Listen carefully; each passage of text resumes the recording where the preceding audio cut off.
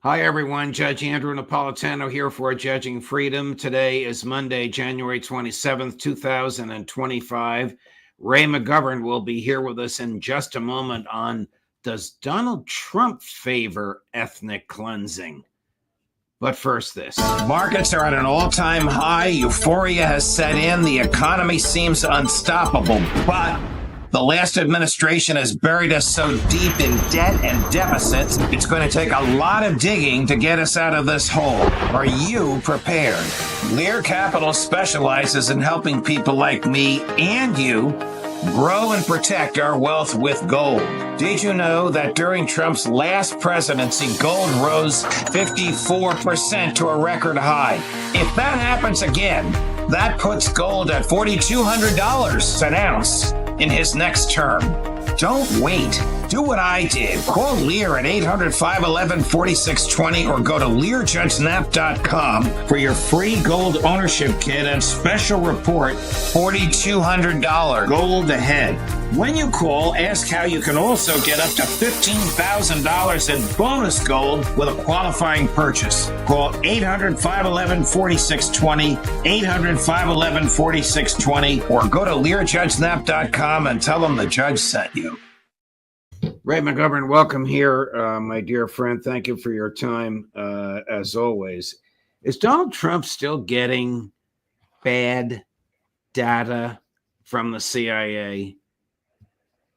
Well, he's getting it from somewhere. Radcliffe is not really in place yet. He just was confirmed last week.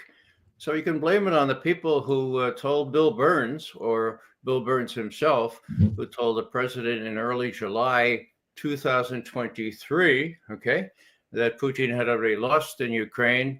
And his boss, the National Director of National Intelligence, Avril Haines, said in December of 2022 that the Russians were running out of ammunition and they had no indigenous capability to create the weapons that they were already losing en masse on the front. So these are the same people that have come up with these ridiculous statistics about 1 million Russians lost, and also the, quote, failing Russian economy.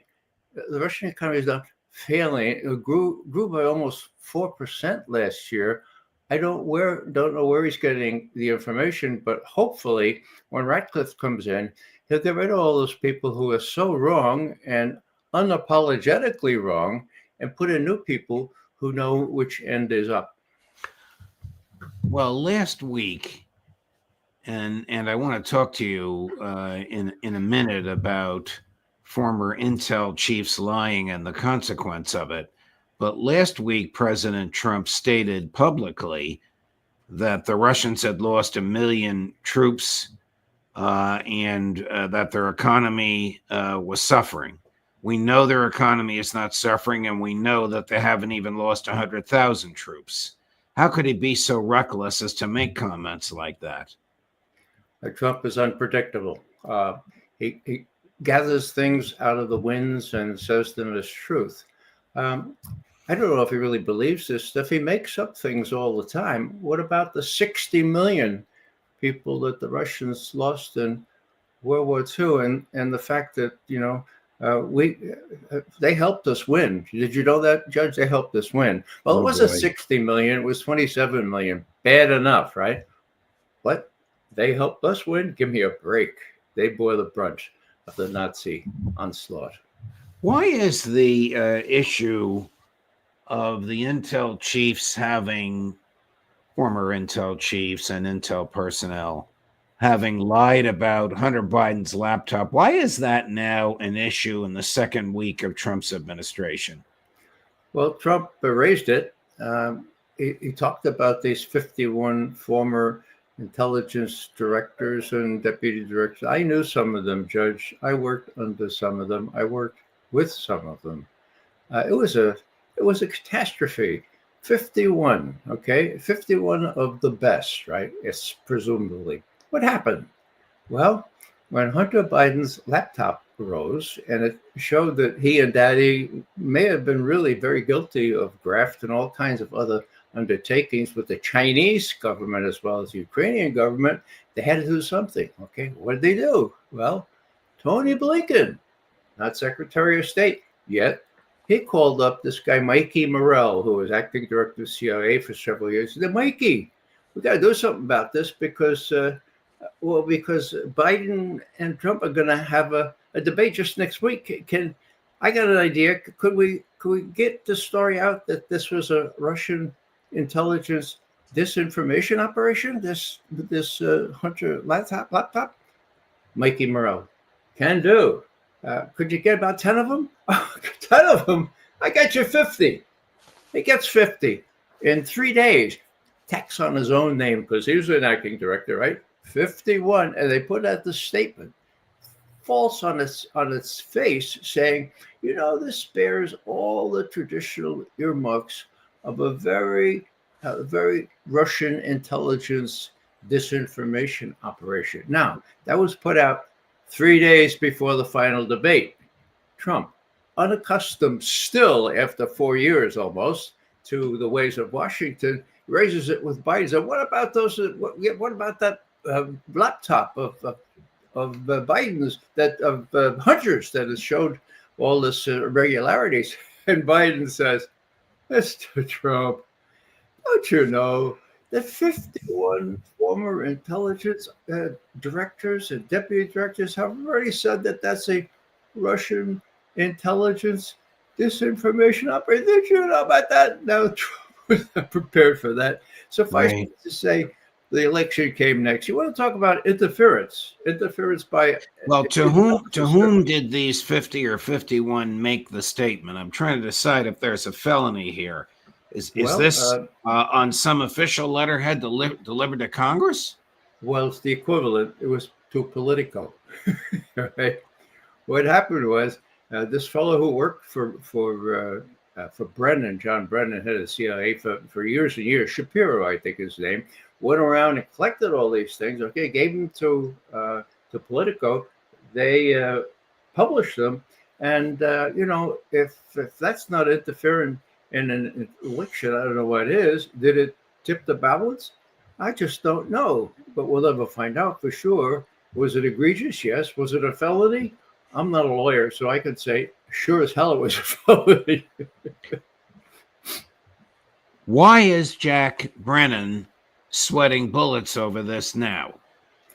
Well, the old saying, why Brennan and James Comey could play fast and loose with the Constitution in doing things that no FBI or CIA director had done internally before, namely try to prevent Trump from becoming president, and then when he became president, trying to make sure that he was emasculated from doing anything useful abroad, okay? So this was the first time. How did Comey explain that? He wrote a book. Sometimes they write books, okay? And the book said, I was operating in an environment where Hillary Clinton was sure to become the next president of the United States. So, Judge, if you're operating in that kind of an environment, okay, you're going to play fast and loose with the law, with the regulation, everything else, because you'll get promoted when she gets elected. You won't be you won't be in any jeopardy. Whoa, look what happens, okay? Biden wins once, and now he loses. And so what does Biden face? A completely new situation. And Trump has already said on the record, he knows what John Brennan played in the role in this kind of thing and in all of Russiagate. And so does Ratcliffe. And if Kash Patel comes in, he can easily find out if he doesn't know already. So Brennan is getting on every TV outlet he can and show what a great guy he is.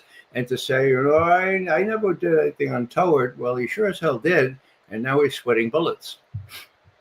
Fascinating stuff. I want to switch gears, but sticking with Donald Trump. And I want to play a clip for you, which to me was unsettling, and I know it was unsettling to you. Chris, cut number 4. I said to him, I'd love you to take on more, because I'm looking at the whole Gaza Strip right now, and it's a mess. It's a real mess. So you'd like Jordan to house people from I'd Gaza? like him to take people. I'd like Egypt to take people. I'm talking to General al-Sisi tomorrow, sometime, I believe. And I'd like Egypt to take people, and I'd like Jordan to take people. You're talking about probably 1.5 million people, and we just clean out that whole thing. And I don't know, it's something has to happen, but it's literally a demolition site right now. Almost everything's demolished, and people are dying there. So I'd rather get involved with some of the Arab nations and build housing at a different location where they can maybe live in peace for a change. Temporary, or would they ever It go could be back? either. It could be temporarily, could be long term. That, of course, was President Trump last night or yesterday afternoon on Air Force One, suggesting that 1.5 million Palestinians would be forcibly removed to Jordan or to Egypt. I mean, for what moral or legal reason would the United States participate in that? Well, Mr. Trump, of course, is a real estate developer from New York. Okay, they don't care much about tenants. Okay, they care about real estate and what it's worth. You know, Gaza, as Trump has said recently, it's a beautiful place. If if you look at the seashore there and the possibilities for the development, Judge, the word sociopath is not too much here. Trump doesn't seem to care about what happens. Now, Judge, Let me just stop you for a second. Sure. We are watching tens of thousands of Palestinians gathering in Gaza today to wait to cross by foot into northern Gaza, from which they were forcibly displaced by the IDF using American ammunition and weapons more than 15 months ago. Go ahead, please, Ray. Yeah, I think that photo actually, and not that one, but the earlier one showing the bottleneck, showing that little space where some people were allowed in, that was from yesterday. There were thousands trying to get in. They were bottled up. Besides that, the number of trucks trying to get into Gaza is way, way down from what the commitment was for this little truce or whatever you call it. Now, when I heard what Trump said about, oh, it looks really bad, but nothing we can do about it. Besides, it's got possibilities for real estate development. I said, not only sociopath, but that sounds familiar. And I went back and looked at my records. This all happened before George W. Bush. Okay. Now, as governor of Texas, he was invited by the Republican Jewish coalition to visit Israel, 1998. Okay. Now he went with Sharon, the prime minister at the time, and they overflew the occupied territories. And Bush is quoted as saying, "My God, this is awful. It is time to end Americans' effort to repair this. I don't see anything we can do over there at this point." So the only thing that he didn't include, that Trump includes now, is the real estate development possibilities. He decided he wasn't going to do anything. And at that first National Security Council meeting, and we know this from somebody who was there, O'Neill, he said, well, we're going to give Sharon his head. Anybody know Sharon? And Powell raising, yeah, I know him. Well, we're going to give him his head. No more honest broker stuff.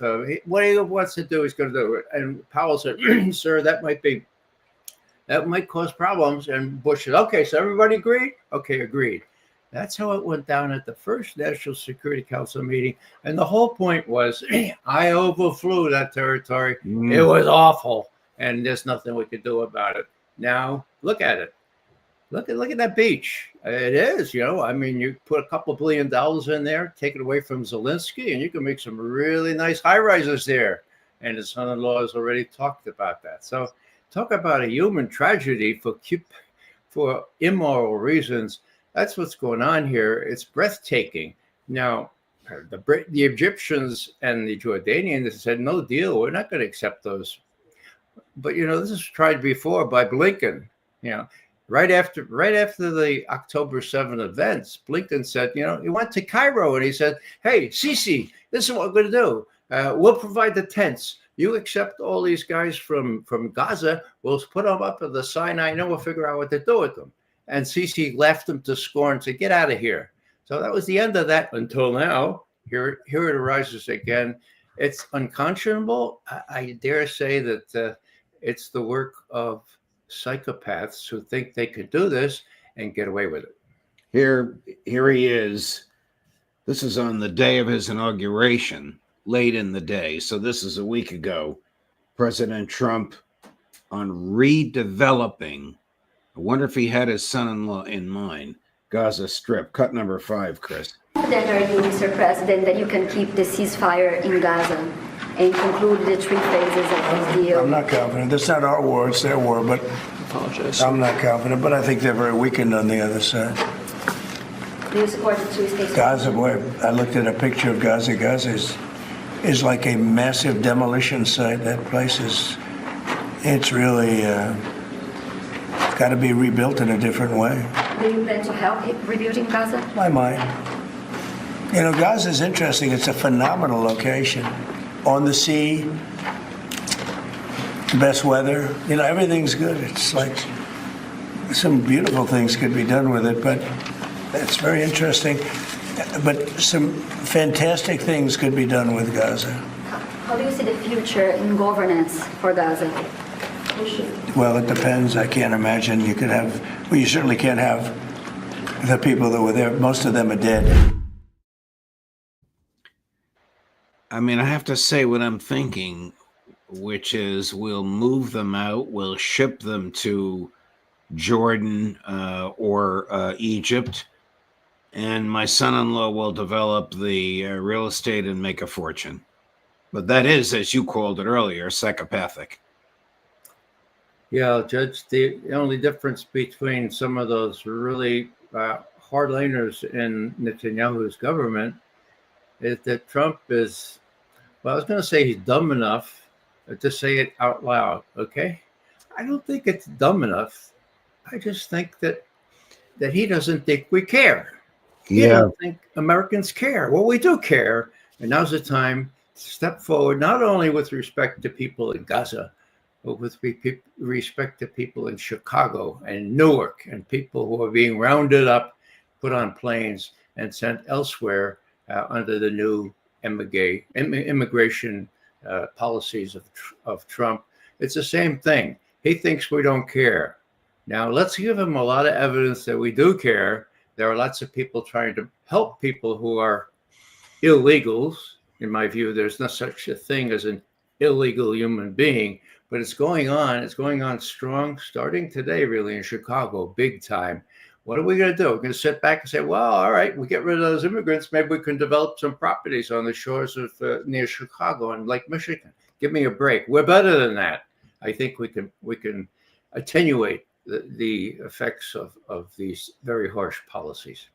Does Trump have any reason for trusting Netanyahu? I mean, we all know that his government will collapse if he doesn't send the IDF back into Gaza to start killing these people.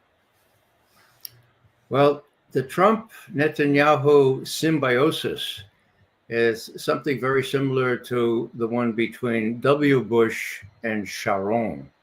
Sharon, as you know, is a big guy. You know, he was a tough guy. And little Bush really liked to see that. He was going to imitate him. And so let him do what he wanted to do.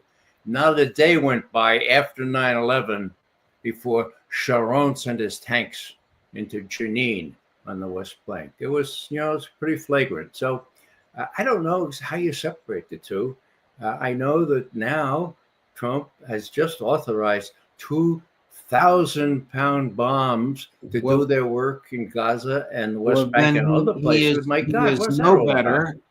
If he has authorized the use of 2,000-pound bombs once the conflagration resumes on civilians, he is no better than his predecessor in this respect than his predecessor, Genocide Joe.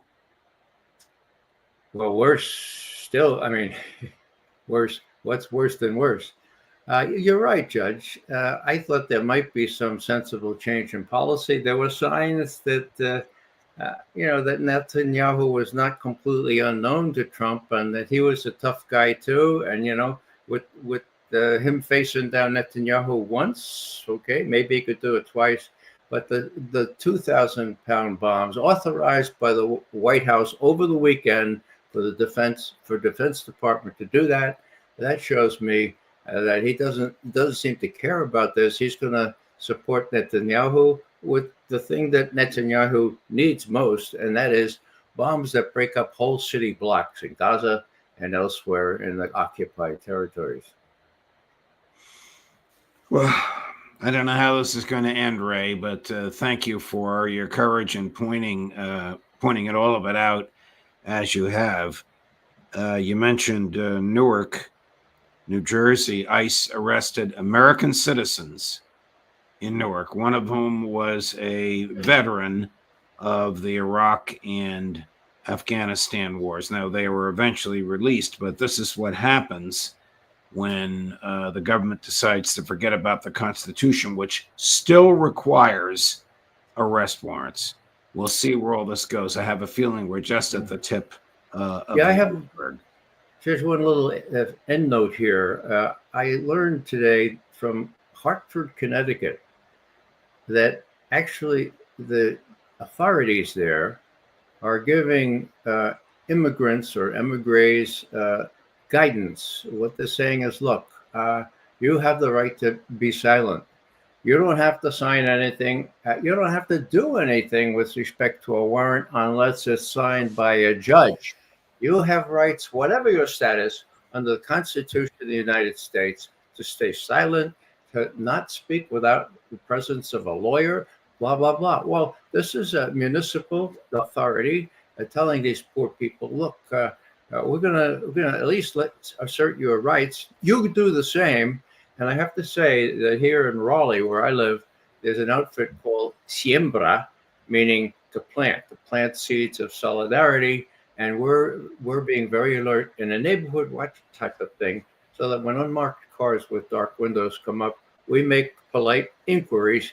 And I'm told that 9 out of 10 times, these people posing as police authorities rev up their motor and get out of town, because they're doing the bidding of other people, rounding up these people. So there's something all of you can do, and it has to go beyond rhetoric. Now, the U.S. Council of Bishops has said, well, this is terrible. We'll go off what we are doing. We don't like it. Well, that's very, very nice.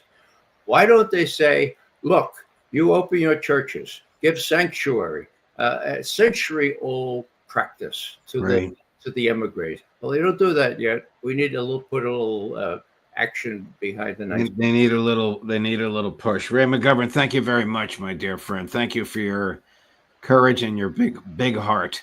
We'll see you at the end of the week with Larry Johnson. Most welcome, Judge. Okay, all the best. And coming up, the aforementioned Larry Johnson at 11:30 this morning. At 1 o'clock this afternoon, Ben Cohen of Ben and Jerry's, who's been battling for peace his entire adult life. And at 4 o'clock this afternoon, another warrior for peace, Scott Ritter, Judge Napolitano for Judging Freedom.